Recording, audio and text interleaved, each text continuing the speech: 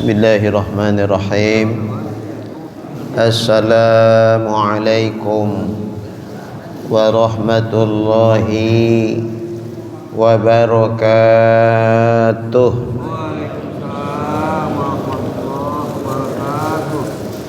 Alhamdulillahi rabbil alamin.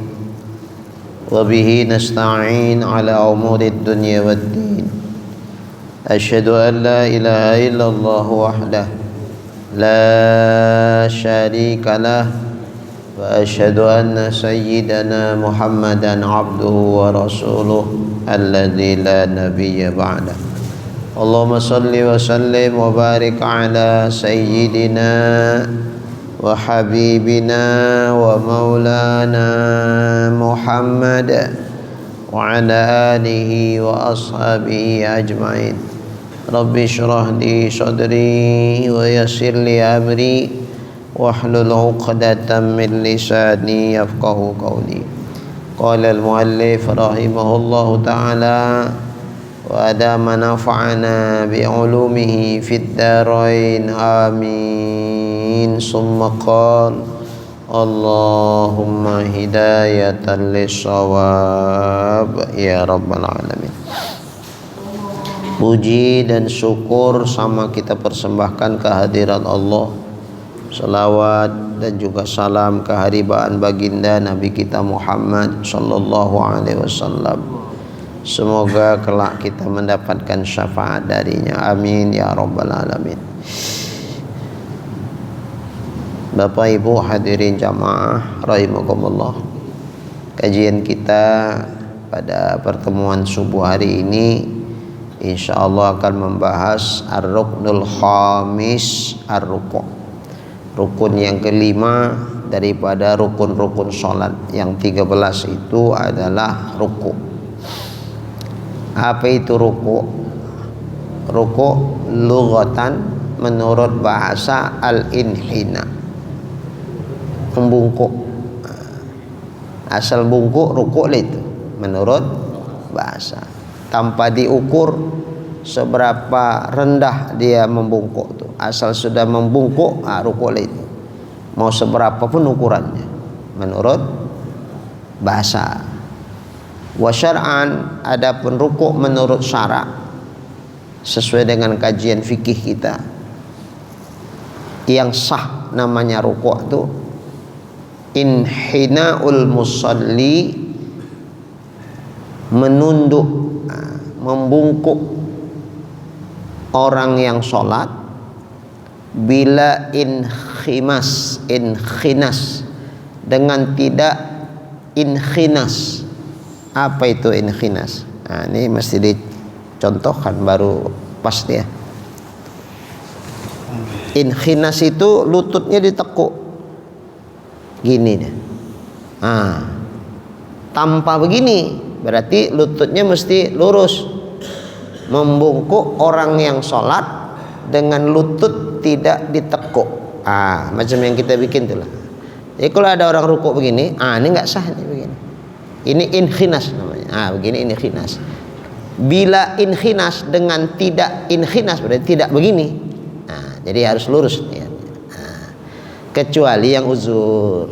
Kalau uzur pula udahlah. La yukallifullahu nafsan illa wus'aha. Namanya juga enggak uzur kan?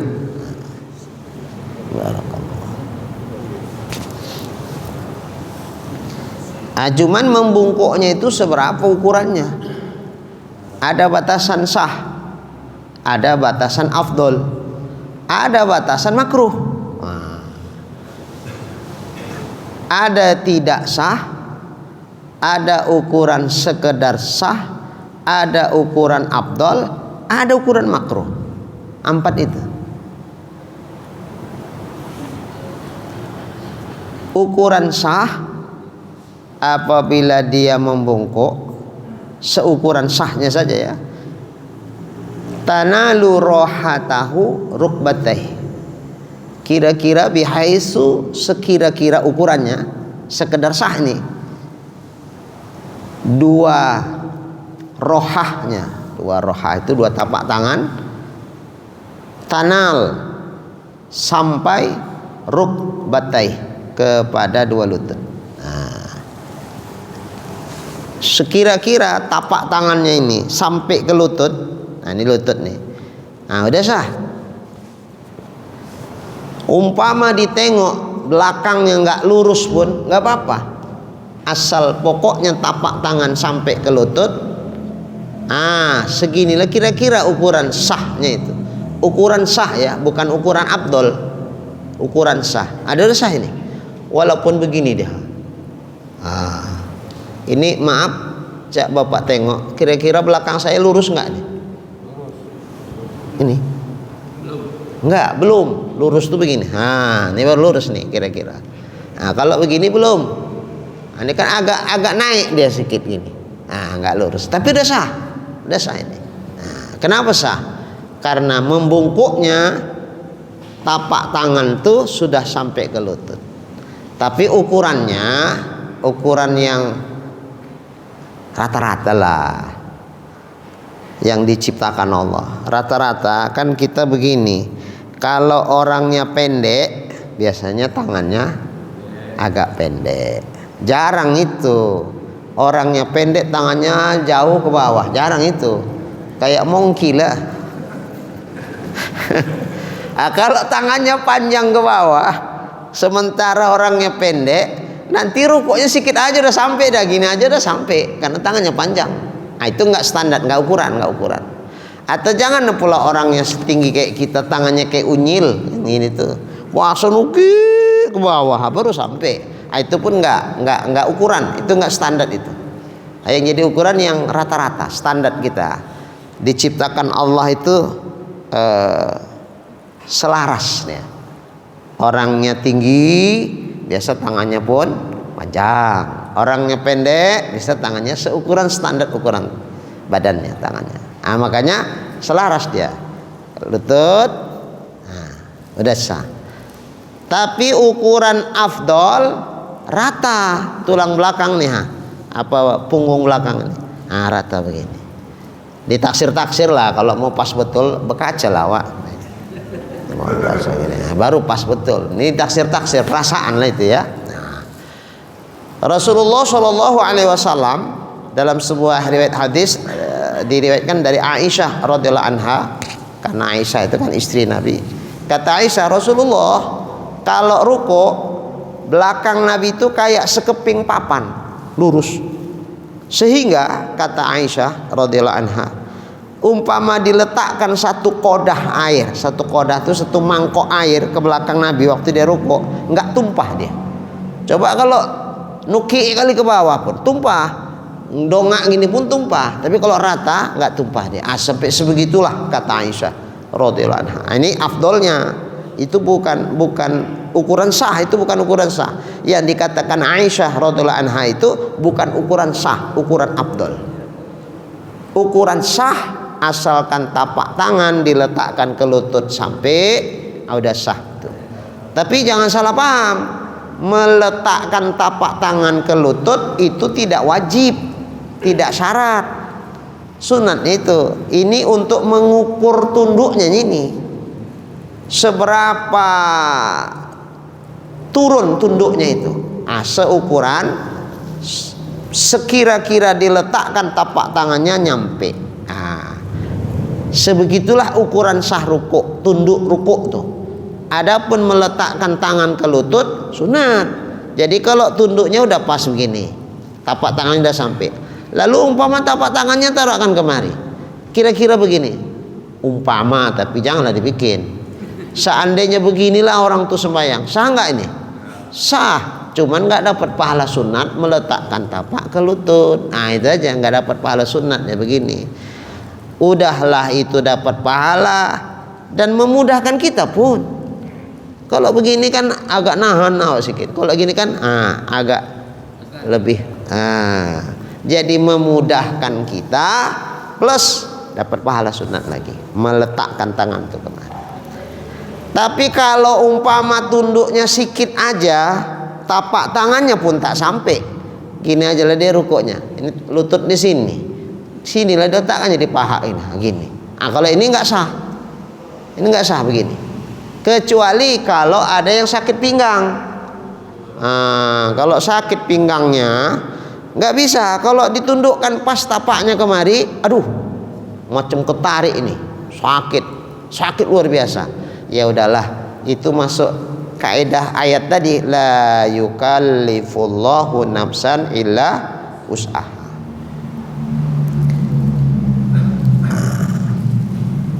Ada yang ukurannya makruh. Makruh macam mana? Nukik kali ke bawah, sampai begini betul. Kenapa nukik kali Pak? Kalau semayang sekalian bak bunyi sininya pinggangnya. Kalau begini kerekak, oh enak kali ya. Jangan dibikin waktu ruku, makruh itu. Kalau mau kali nantilah siap sembahyang, habis sembahyang, di luar bantilnya situ mau kelepak bantil itu udah siap sembahyang. Tapi kalau lagi sembahyang nukik kali begini, makruh itu. Ada kira-kira orang sembahyang kayak gitu kan? Ada satu-satu ada itu. Nukik betul, rasa dia enak pinggangnya, nyambil sholat, nyambil olahraga ya. Makruh, terlalu tunduk makruh.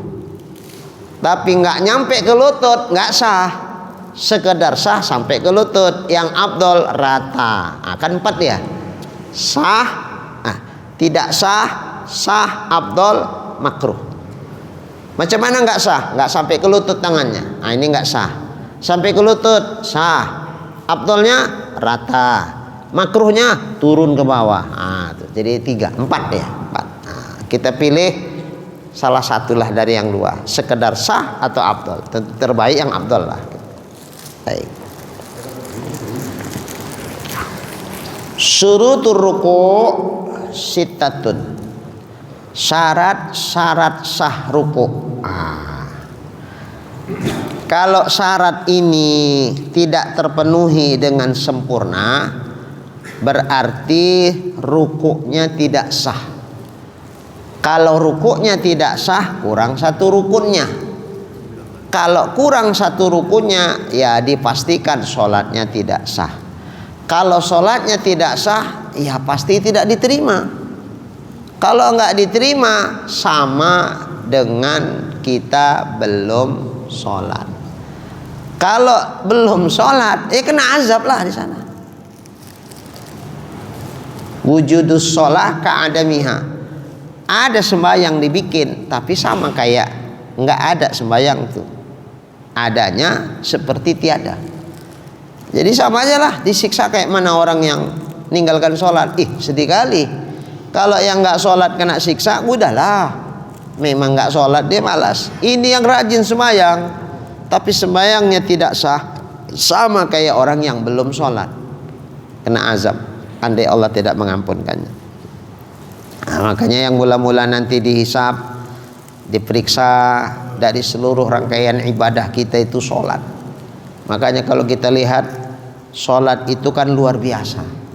Kalau betul-betul mengikuti hadis Nabi waktu diterima awal sholat itu di Isra dan Mi'raj Nabi, 50 kali satu malam, menunjukkan luar biasa sholat itu kan. Akhirnya minta dikurangi 9 kali, minta dikurangi.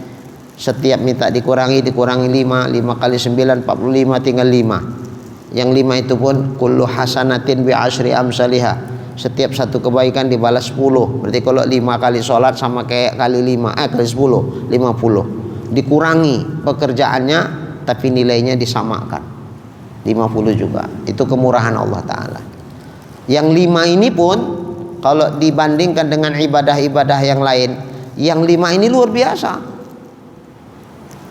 Puasa sebulan dalam setahun, zakat setahun sekali, itu pun kalau cukup nisabnya. Kalau zakat harta, kalau zakat fitrah itu pun kalau mampu.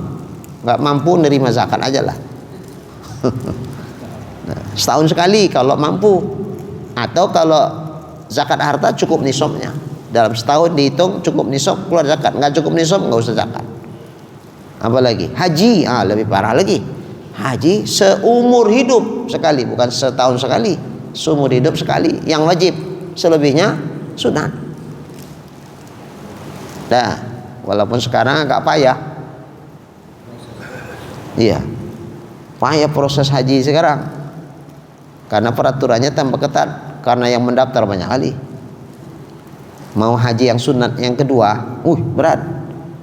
Pulang awak mendaftar tunggu 10 tahun. Umpama 2024 inilah dia pulang haji yang lalu. 2034, 10 tahun akan datang baru daftar itu. Baru boleh daftar, dapat porsi haji. Dah nunggu lagi.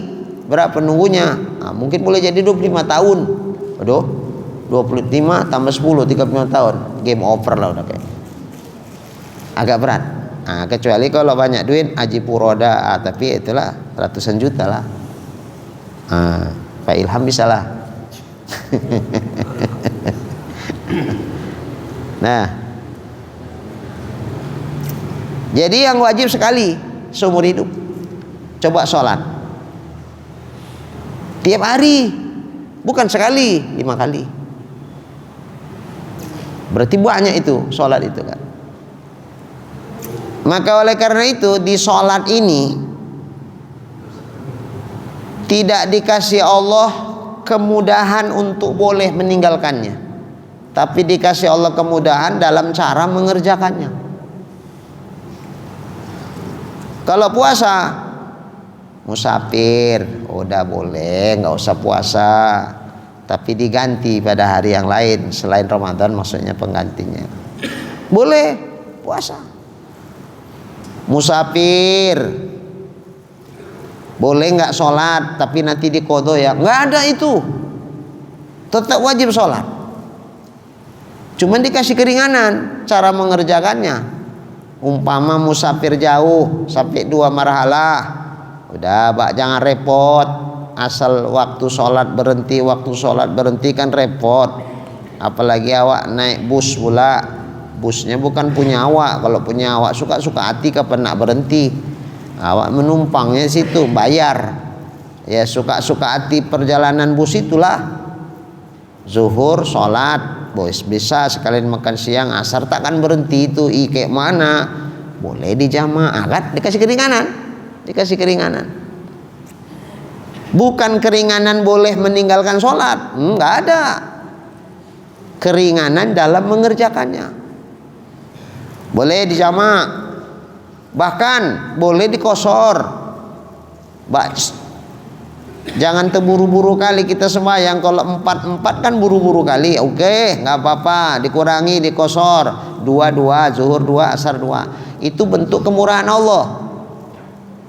Supaya apa? Supaya jangan ngeles. Cuman lah mau sembahyang yang begitulah, yang beginilah. Ustadz, itu kan zuhur sama asar, bisalah dijamak. Maghrib sama isya, maghrib tak berhenti karena masih berada di sawit-sawit, areal sawit-sawit maksudnya.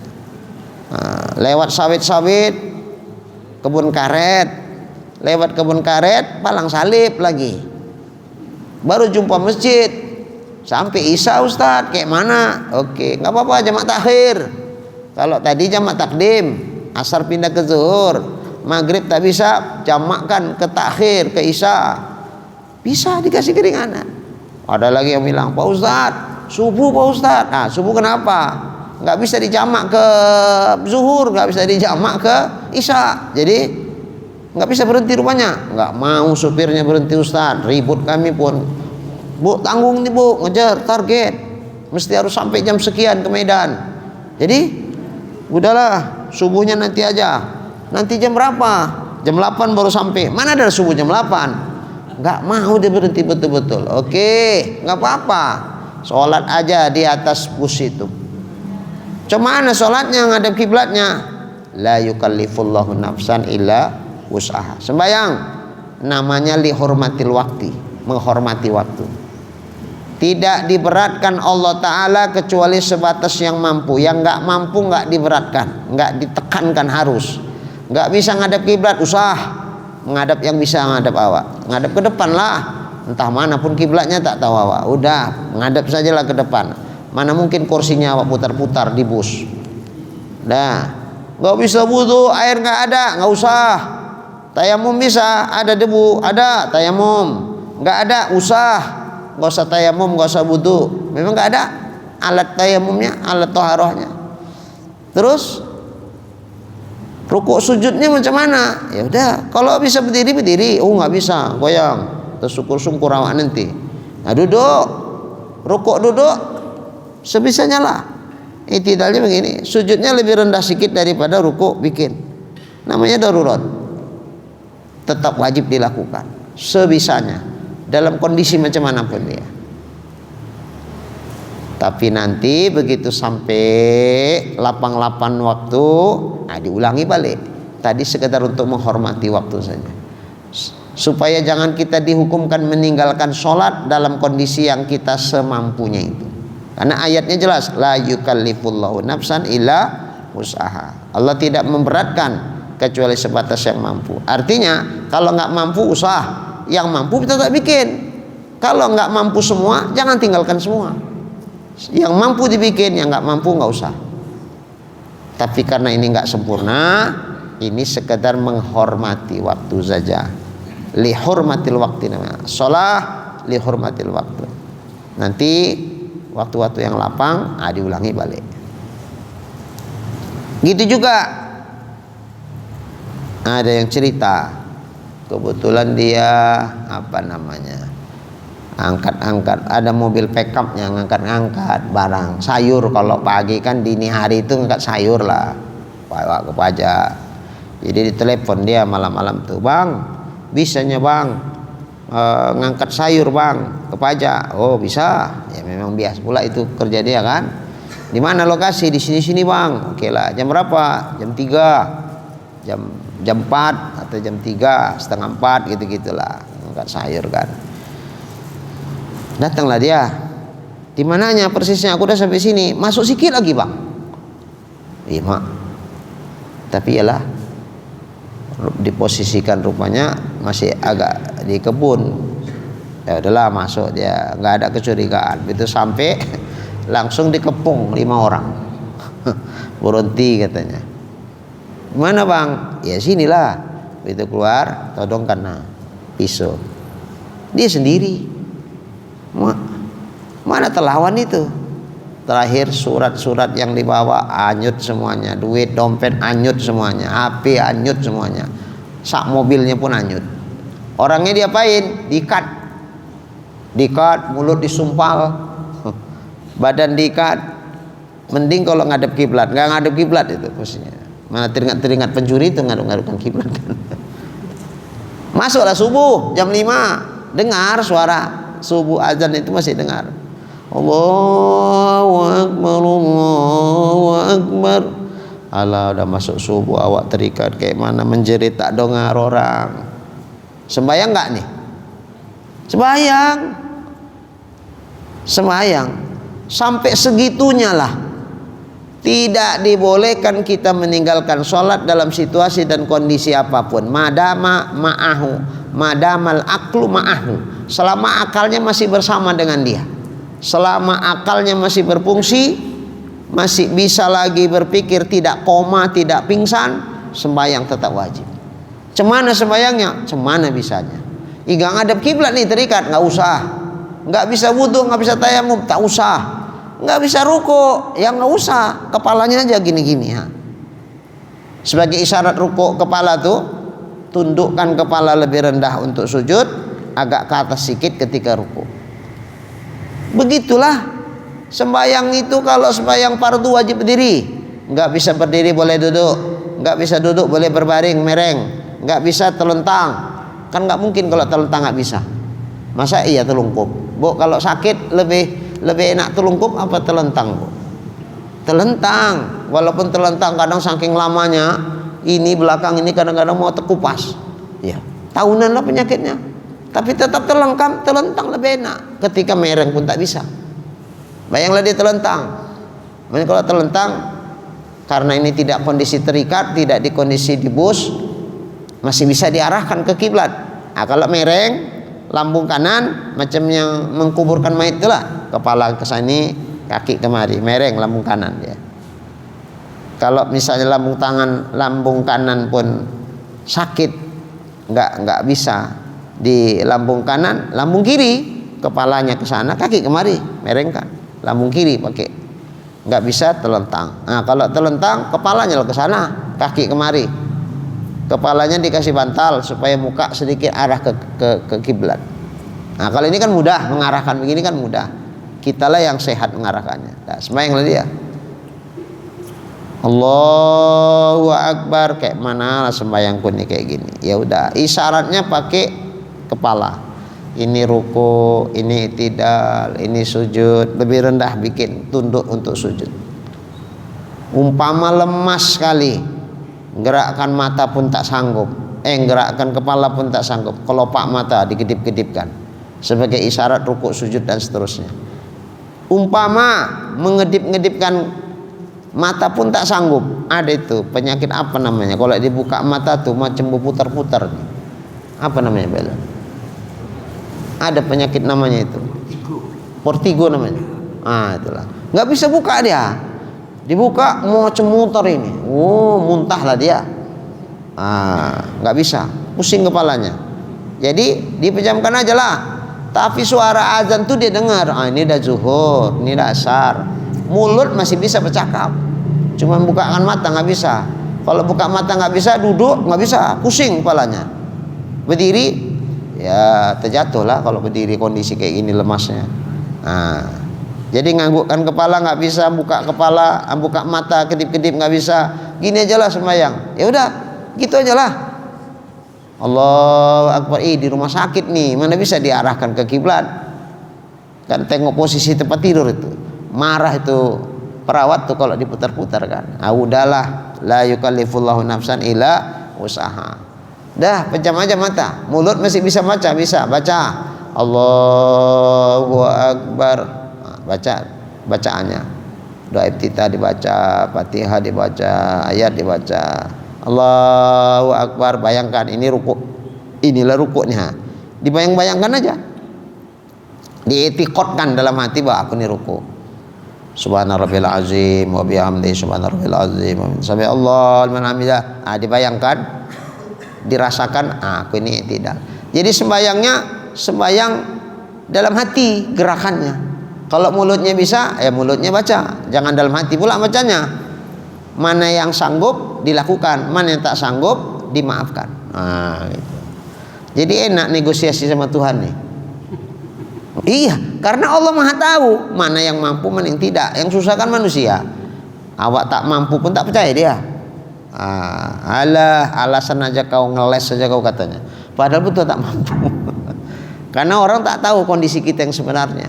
Tapi kalau Allah Ta'ala tahu. Jadi kalau memang tak mampu, nggak apa-apa, dimaafkan Allah. Yang penting tidak ada dusta di antara kita. Itu aja.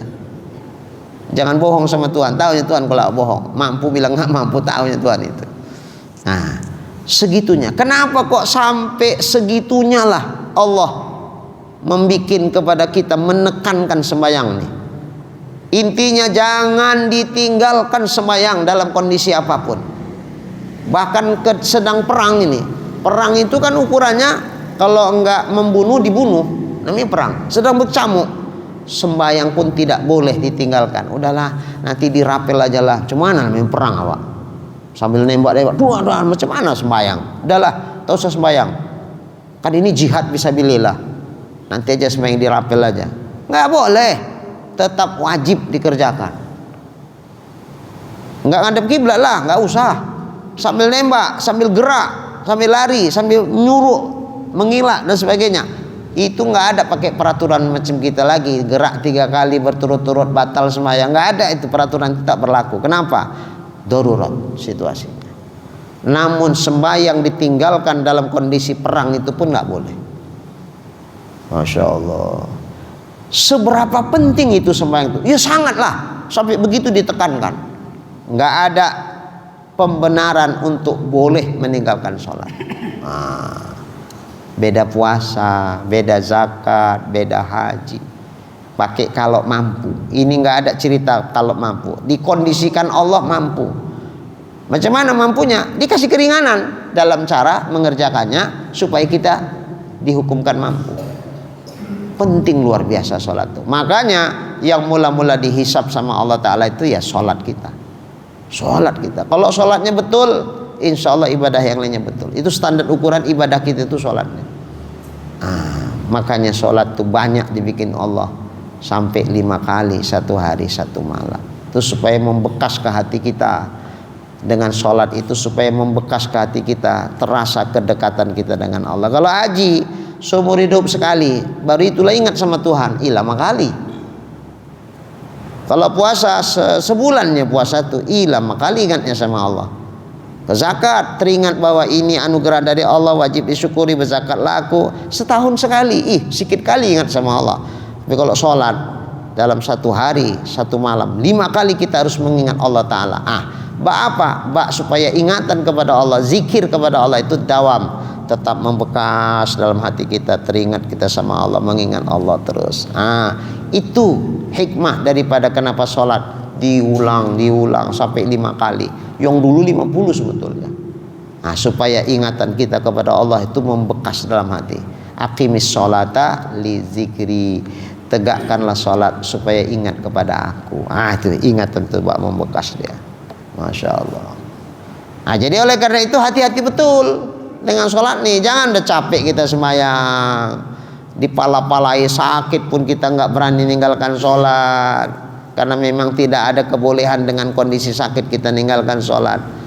Udah kita pala-palain lah, kita mampukanlah sholat tuh. Ya Allah, jangan sampai aku meninggalkan sholat. Begitulah kita mengusahakannya. Tapi ternyata karena salah kita mengerjakannya, tidak sesuai dengan aturan yang ditetapkan Allah dan Rasulnya, ya sia-sia juga ibadah kita pun tertolak, tidak diterima Allah. Mending kalau sekadar nggak diterima, sudahlah, ini udah nggak diterima, disamakan dengan orang yang tidak sholat, diazab macam mana azab yang diberlakukan Allah kepada mereka yang meninggalkan sholat. Padahal kita sholat. Apa sebab? Sholatnya bersalah-salahan. Kenapa kok bersalah-salahan? Kurang ilmunya. Kenapa kok bisa kurang ilmunya? Malas ngajinya. Malas ngaji. Padahal tegas tolabul ilmi faridotun ala kulli muslimin wa muslimatin. Nuntut ilmu itu hukumnya faridoh. Faridoh itu artinya apa? Fardu. Fardu itu ya wajib, nggak boleh ditinggalkan. Seperti wajib sholat 5 waktu, ya wajib nuntut ilmunya sholat 5 waktu supaya sholatnya jangan sia-sia.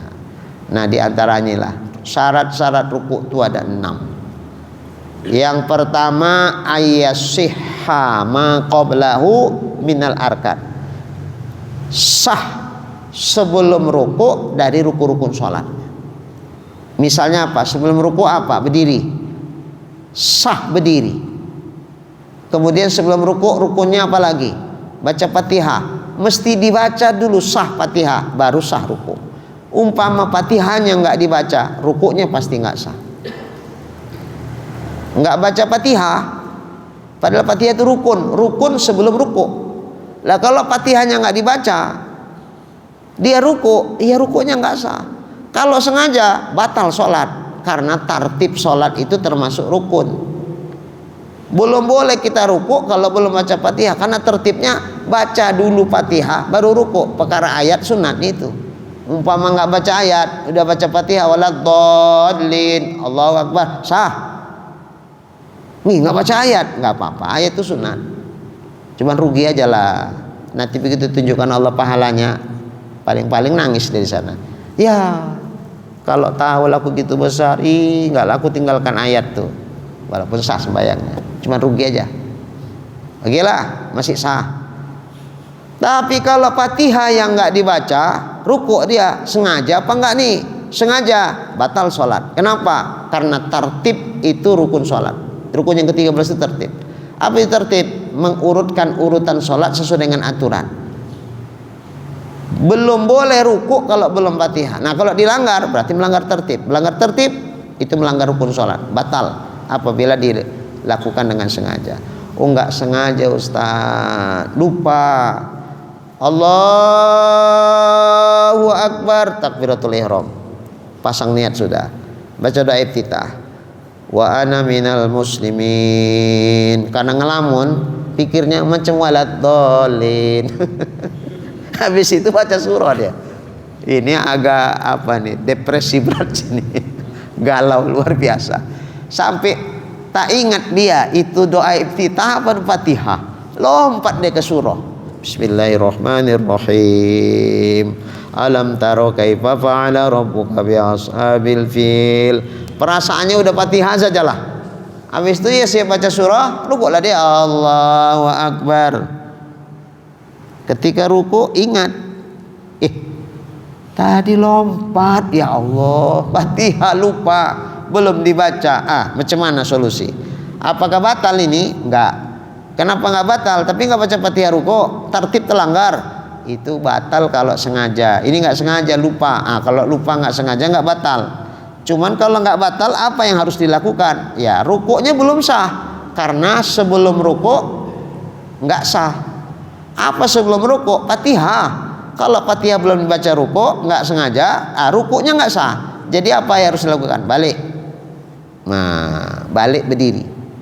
Ngapain? Ya baca Fatihah yang belum dibaca tadi lah, yang lupa. Baca Fatihah. Bismillahirrahmanirrahim. Wa bela waladhdallin. Surah. Baca surahnya, sunat. Baca surahnya lagi. Tadi umpama udah dibaca. Enggak ada bacaan surah kalau belum Fatihah. Itu tertibnya begitu. Jadi kalau baca surah sebelum Fatihah, surahnya pun enggak sah. Maka kalau mau dapat pahala sunat, ulangi balik surahnya. Baru dia ruku. Inilah baru sah nih rukunya. Syarat sah ruku sebelumnya harus sah. Sebelum ruku berdiri. Sebelum ruku baca Fatihah. Maka kalau lupa Fatihah, ulangi balik tegak. Baca Fatihah, ulangi surah, ruku, i'tidal, seterusnya. Nanti sunat sujud sahwi. Sujud sahwi. Loh, kok sujud sahwi Ustaz? Iyalah. Kaedahnya begini, ma abtala bi amdi yusjadu bisahwi. Sesuatu yang membatalkan sholat ketika dilakukan dengan sengaja, enggak baca Fatihah sengaja lantas ruku, itu batal sholat. Tapi ketika dilakukan tidak dengan sengaja, lupa, bukan sengaja, lupa, lantas ruku dia belum Fatihah, ini tidak batal. Tapi walaupun tidak batal, itu cacat. Ruku sebelum Fatihah yang lupa itu cacat, walaupun enggak batal. Maka sunat nanti menempelnya dengan sujud sahwi. Tapi jangan salah paham. Udahlah, kata Pak Ustadz, seingat aku kalau lupa baca Fatihah, udah nanti sujud sahwi aja, tak usah balik. Bukan, balik tetap wajib dibaca Fatihah, balik. Walaupun dia balik baca Fatihah, baca surah juga, baru dia rukuk lagi. Ini yang sunat sujud sahwi. Kalau dia nggak balik terus saja sujud sahwi, nggak sah itu. Kenapa? Sujud sahwi itu sunat, Fatihah itu rukun. Mana bisa yang sunat menempel yang rukun? Jadi tetap balik, baca Fatihah, ulangi surah sunat, baru rukuk lagi. Inilah yang sah rukuknya, yang tadi nggak sah.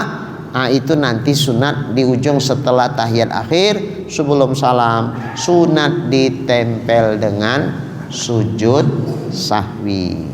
Jadi sujud sahwi itu bukan menggantikan menempel Fatihah, bukan. Sujud sahwi itu menempel cacat yang ruku belum baca Fatihah dalam kondisi lupa, itu menempel itu.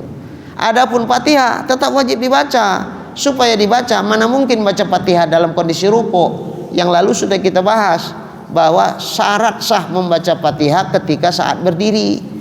Jadi kalau lupa baca Fatihah di ruku, ingat jangan baca Fatihahnya di ruku, tak sah. Jadi supaya sah Fatihahnya dibaca macam mana? Ya baliklah diri, bacalah Fatihah, baru nanti ruku lagi. Ini nanti sunat ditempel sujud sahwi. Yang macam begini kalau sholat sendiri. Kalau jadi makmum Ustaz, kenapa Bu jadi makmum? Itulah Ustaz, saking asyiknya imamnya enak kali bacaannya Ustaz. Kayak Syekh Sudais, Imam Masjidil Haram, sedap kali bacanya. Waktu imam baca Fatihah, sadu kali. Waladdallin, amin. Siap amin Ustaz, langsung imamnya baca surah. Enak pula surahnya Ustaz, sampai lupa awak tak baca Fatihah. Hebat kali lah pula tadaburnya ya, enaknya tuh. Allahu Akbar kata imam rukuk. Dia pun perasaan udah baca kan, rukuklah. Di rukuk ingat, dalam hati jangan begitulah. Terkejut kawan sebelah nanti. Dalam hatinya bercakap, ya Allah, Fatihah lupa. Itu macam mana? Kalau sholat sendiri kan nggak terikat sama imam, balik baca Fatihah, rukuk lagi. Ini awak udah ikut rukuk sama imam, makmum kan udah terikat sama imam di rukuk, balik nggak usah balik. Tapi Fatihah rukun, Ustadz bilang tak bisa diganti pakai apapun. Jadi macam mana ini? Karena udah terlanjur ikut rukuk, ikut saja. Tapi rakaat ini karena nggak ada Fatihahnya dan nggak sengaja pun, bukan karena sengaja. Kalau karena sengaja nggak baca ya batal walaupun makmum. Ini nggak sengaja, karena nggak sengaja nggak batal, tapi nggak boleh balik karena sudah terikat rukuk bersama imam, tak usah balik, lanjut aja. Cuman rakaat yang tak ada Fatihahnya lupa nih tidak dihitung. Jadi kurang satu rakaat dia. Jadi macam mana menambah satu rakaat ini? Nantilah kayak masbuk tuh. Assalamualaikum warahmatullah. Assalamualaikum warahmatullah. Kata imam, tegaklah dia nambah satu. Kayak masbuk. Walaupun dia sebetulnya tidak masbuk. Tapi sama seperti orang-orang masbuk. Nambah satu rakaat. Baru tetangga sebelah kiri bingung kan? Apa pula bapak? Tadi kayaknya dia nggak terlambatnya, samanya takbirnya sama aku. Kenapa menambah bapak nih? Udah, usah pedulikan orang lain. Yang bertanggung jawab atas sholat kita nanti di akhirat tuh kita sama Allah. Bukan bapak tuh, bukan bapak nih, bukan yang lain-lain. Tegak saja, usah pedulikan, anggap aja tak ada orang, udah tegak saja. Bertanya lah orang kan, pasti bertanya tuh. Ngapa bapak tambah lagi? Bapak kan tidak masbuk, ngapa ditambah? Lebih bapak tuh rakaat tuh. Ngelamun bapak. Ya, tapi bukan tentang bab nambah tuh ngelamun. Jadi tentang mana yang bapak ngelamun? Lupa aku baca Fatihah. Tadi imamnya kan enak kali suaranya kan. Itulah. Sampai lupa aku baca Fatihah. Saking sur kali ku rasa mendengarkan bacaan imam tuh. Ruku aku baru ingat, ya Allah lupa aku baca Fatihah. Kan udah ngaji subuh hari Minggu tanggal berapa? 15.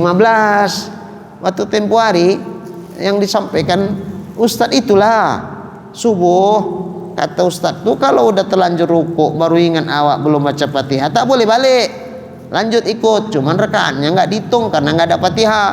Jadi ditambah kapan? Setelah imam salam. Bukan kita kejar dulu satu rakaat itu papu supaya salamnya sama. Nggak begitu.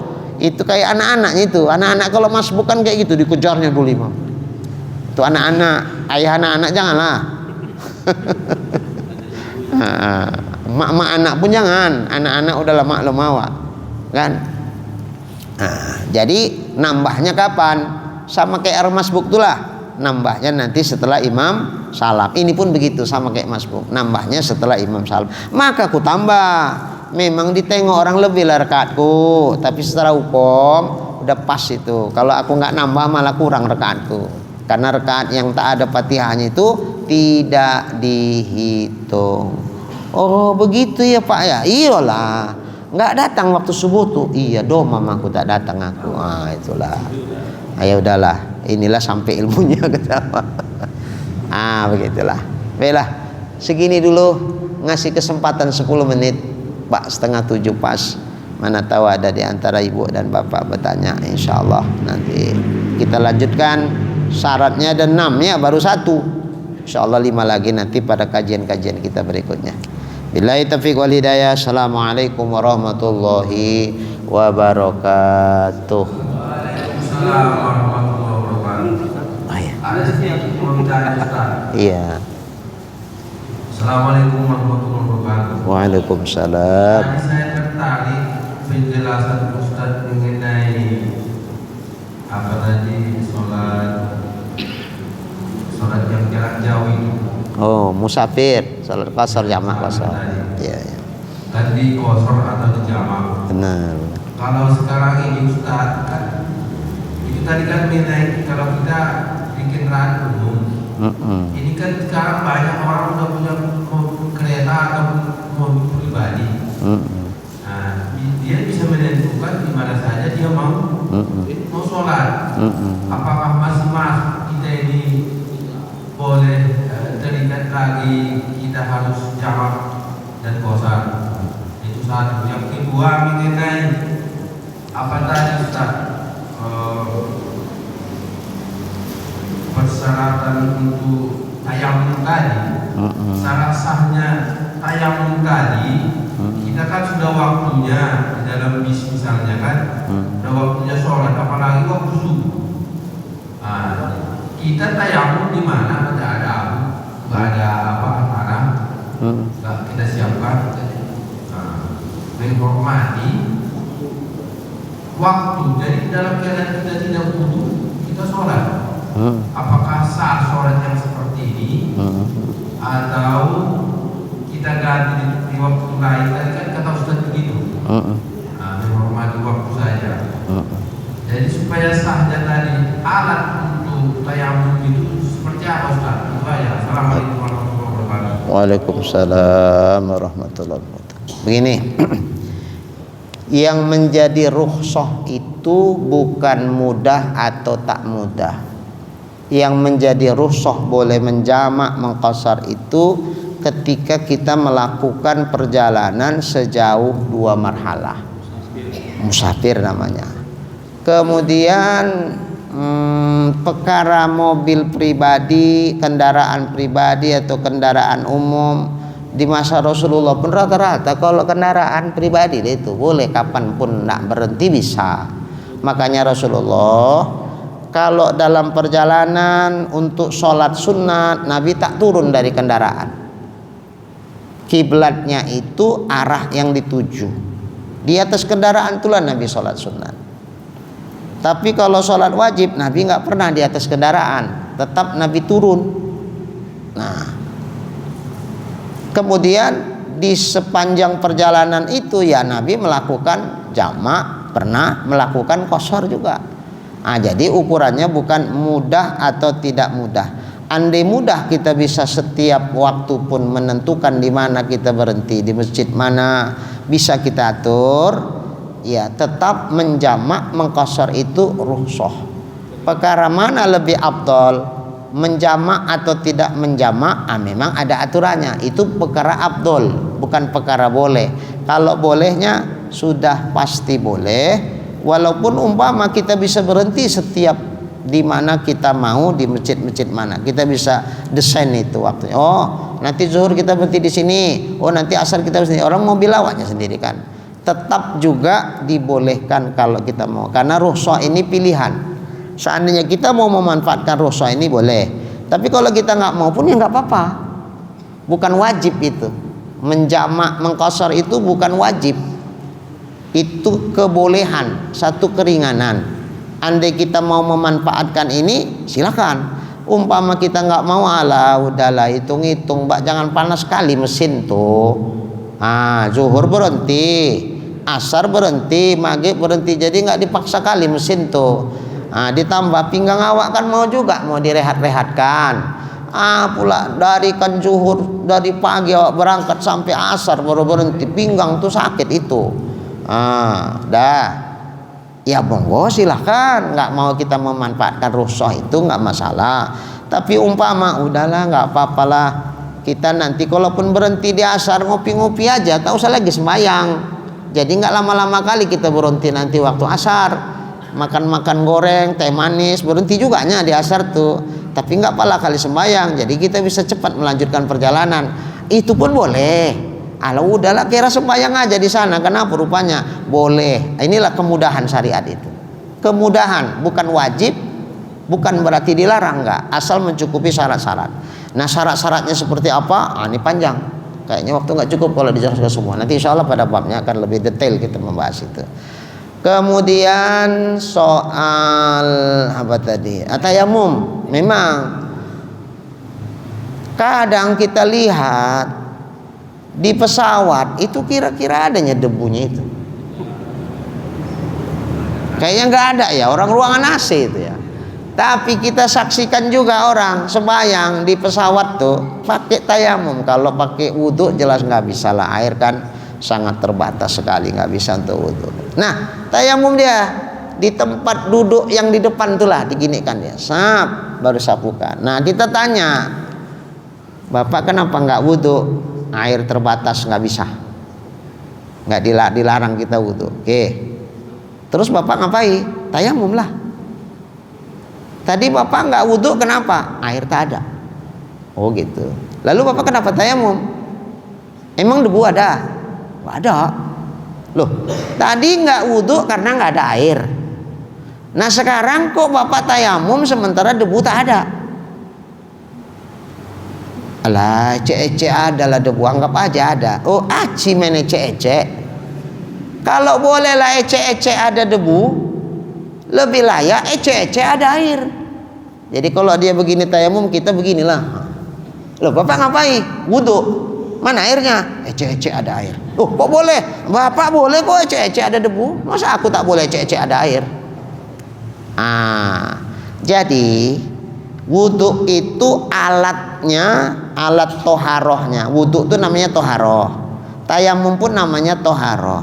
Alat toharoh untuk wudhu air. Alat toharoh untuk tayamum debu. Ketika ada alatnya wajib kita wudhu. Ketika ada alat debu wajib kita tayamum. Kalau tak ada alatnya air nggak wajib kita berwudhu. Seperti itu juga lah hukumnya. Kalau tak ada alat debu ya kita nggak wajib tayamum.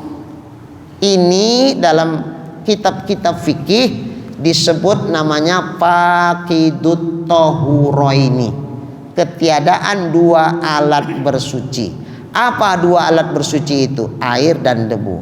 Lah kalau nggak ada dua alat bersuci itu, ya nggak wajib dua-dua. Lalu kalau nggak wajib kita bersuci, apa nggak wajib kita sholat? Wajib. Namanya darurat. Sekedar menghormati waktu. Nanti udah sampai di tempat tujuan atau udah di rumah, dah lapang-lapang lah, diulangi balik. Yang tadi itu sebatas mengerjakan perintah Allah yang kita mampu. Ada yang bilang, loh tapi katanya haram sembahyang kalau tak ada wudhu. Betul, haram sembahyang kalau tak ada wudhu, kalau bisa wudhu ada air. Katanya haram sembahyang kalau nggak ada tayamum. Betul, kalau ada debu bisa tayamum, malas sembahyang aja lah, malas aku lah berwudhu. Padahal udah buang angin, malas, dingin, malas aku. Allahu Akbar. Haram, bukan sekedar tidak sah, bahkan haram itu sembahyang. Karena mampu berwudhu tidak berwudhu, mampu tayamum tidak tayamum, haram hukumnya.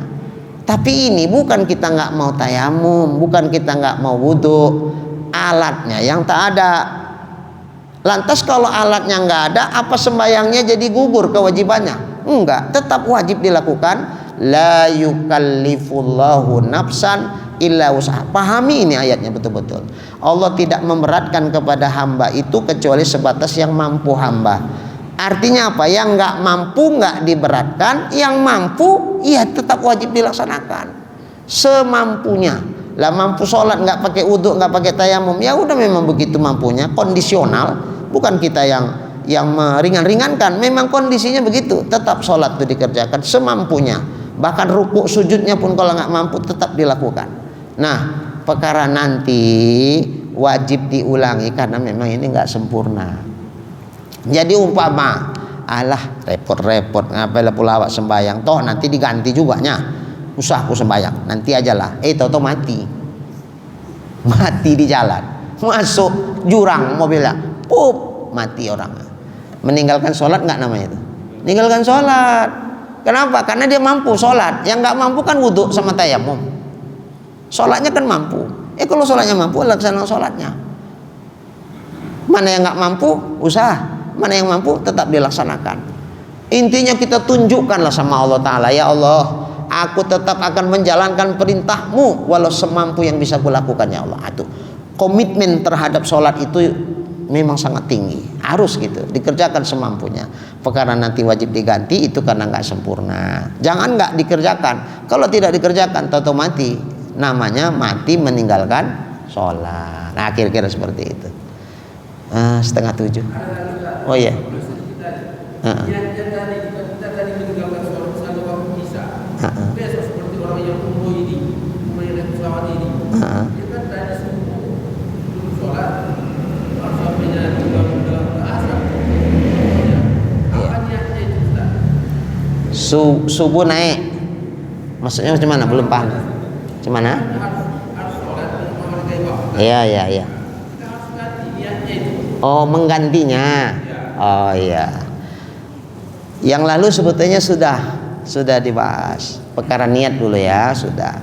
Kalau sholat itu di dalam waktu masih ada, itu namanya adaan. Tapi kalau sudah lewat waktunya, seperti subuh misalnya dikerjakan di zuhur misalnya kan, bukan waktunya subuh lagi, nah udah keluar waktu, itu namanya qodoan.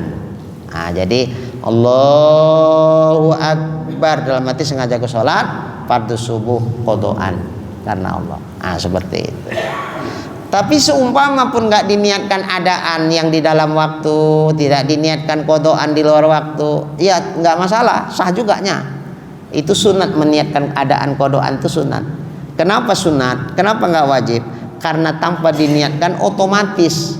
Kalau dia sembahyang subuh lewat waktu, otomatis namanya qodoan. Kalau dia sembahyang subuh masih ada waktu, otomatis namanya adaan. Tanpa diniatkan pun ya tetap adaan. Kalau masih ada waktu, tetap qodoan kalau sudah lewat waktu. Makanya nggak wajib meniatkannya. Tapi gitu pun, andai diniatkan, dapat pahala sunat meniatkan qodoannya, dapat pahala sunat meniatkan adaannya. Kira-kira seperti itu. Oh iya, satu lagi Pak ya. Assalamualaikum warahmatullahi wabarakatuh. Waalaikumsalam. Terima kasih Pak Ustaz. Jadi saya teringat seperti yang sampaikan Ustaz tadi menghargai waktu. Jadi bagi orang yang sakit, jadi dia sakit, tentu kadang-kadang setidaknya pun tidak bisa karena dia sedang naik diimpus, tidak bisa bergerak. Jadi kadang-kadang perawat dalam waktu sholat Pak tanyakan. Jadi seperti yang dibilang Bapak tadi, kan di rumah sakit itu pada umumnya tidak ada, tapi kita tetap melaksanakan tayamum. Jadi untuk harga waktu. Jadi yang saya tanya Pak Ustaz, apakah kita sudah sehat nanti sholat itu kita bodoh? Bagaimana Pak Ustaz? Terima kasih Ustaz. Assalamualaikum warahmatullahi wabarakatuh. Waalaikumsalam warahmatullahi wabarakatuh. Iya Pak, persis. Karena sembahyang pun kita di rumah sakit, kalau mungkin bisa diwudukkan, kalau enggak tayamumkan, kalau enggak juga umpama pun bisa kita diwudukkan, bisa ditayamumkan, kayaknya tetap enggak sempurna itu. Kenapa? Ngadap kiblatnya pun tak tentu-tentu. Posisi tempat tidur kita yang sakit tuh di rumah sakit, enggak bisa macam mana mau kita, macam mana aturan di rumah sakit itulah. Jadi kita sekedar menghormati waktu, ya dihitunglah kapan lah kita mulai diimpus, dia apa segala macam. Adalah misalnya rumah sakit tuh seminggu lah, maka nanti udah sembuh sehat, alhamdulillah. Tanda syukur kita pun sama Tuhan kan, ya kita ulangi balik sembahyang. Yang selama kita sakit di situ, tetap wajib diqodho. Saya kira cukup. Mudah-mudahan yang kita kaji pada subuh hari ini menjadi ilmu yang bermanfaat buat kita semua. Amin ya rabbal alamin. Billahi taufiq wal hidayah. Assalamualaikum warahmatullahi wabarakatuh. Bismillahirrahmanirrahim. Alhamdulillahirabbil alamin. Wassalatu wassalamu ala asyrafil anbiya'i wal mursalin wa ala alihi wa sahbihi ajma'in. Allahumma rizukna imanan kamila wa yaqinan sadiqa wa qalban khashi'a wa ilman nafi'a wa amalan maqbula wa taubatan nasuha wa husnal khatimah. Allahumma rizukna rizqa wasi'an halalan tayyiban mubarakan jamila wa ilal khairi qarribna wa 'anil syarri ab'idna wa qdi hawaijana fid din wad dunya wal akhirah innaka ala kulli syai'in qadir. Sallallahu ala sayyidina Muhammad wa ala alihi wa sahbihi ajma'in. Walhamdulillahi rabbil alamin. Taqabbalallahu minkum.